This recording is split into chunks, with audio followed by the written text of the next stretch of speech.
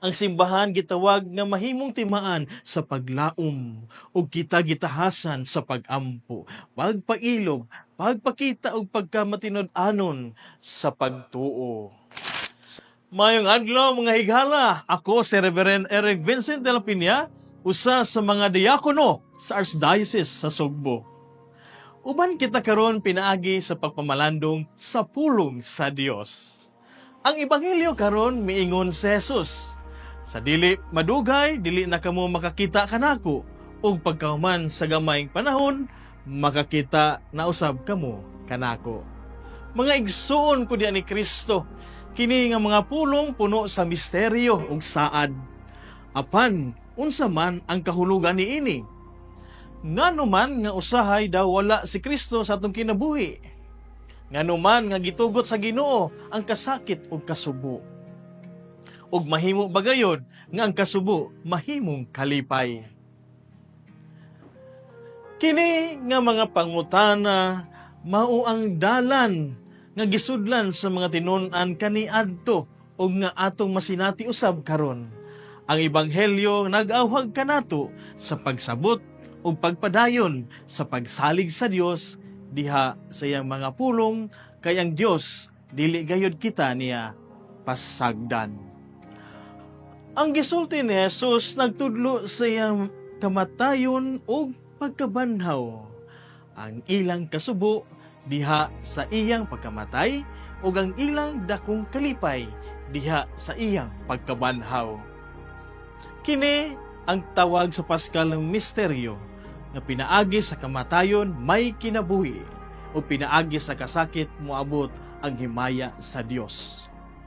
Ang gisulti ni Kristo wala nagpasabot nga iya kitang biyaan sa iyang mga pulong, mas gitawag kita sa paglaom ug pagtuo ug sa iyang pagbalik. Kita napuno sa kalipay nga dili ikatandi sa mga butang nga kalibutahanon. Sa atong panahon karon, mga igsoon, ang simbahan ug ang katilingban masinati gihapon ang daghang kasubo, ang mga panagbangi, kalisod sa ekonomiya, kagubot ug pagbiya sa pagtuo sa kadaghanan. Apan saad ni Jesus nagpabilin, ang kasubo dili katapusan. Ang simbahan gitawag nga mahimong timaan sa paglaom ug kita gitahasan sa pagampo, pagpailog, pagpakita ug pagkamatinud-anon sa pagtuo. Sa atong mga buhat nga atong gipakita, kita tawgon nga magpadayon sa pagampo bisan sa panahon nga murag walay tubag, magpalig-on sa usag-usa ug mutabang sa mga nakinahanglan. Ang pakig-uban sa kalisod, uban sa pagtuo, usa ka pamaagi sa pagdala sa presensya ni Kristo ngadto sa uban. Miingon si San Agustin, "In my deepest wound, I saw your glory, and it dazzled me." Sa Binisaya pa mga igsoon, sa labing lawom nga samad sa akong kasing-kasing, dito ko nakita ang imong himaya o kini mipasiga kanako. Kini nga pulong nagpahinumdum kanato nga bisan pa sa kasakit ang Ginoo buhi og anaa. Ang kasubo mahimong dapit di nang himaya sa Dios mutungha.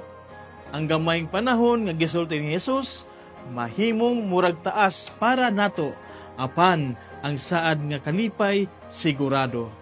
Busa mga igsuon kung mubati kita nga daw wala si Kristo, hinumdumi ang kasakit muagi, apan ang kalipay nga gasa ni Kristo magapabilin hangtod sa kahangturan.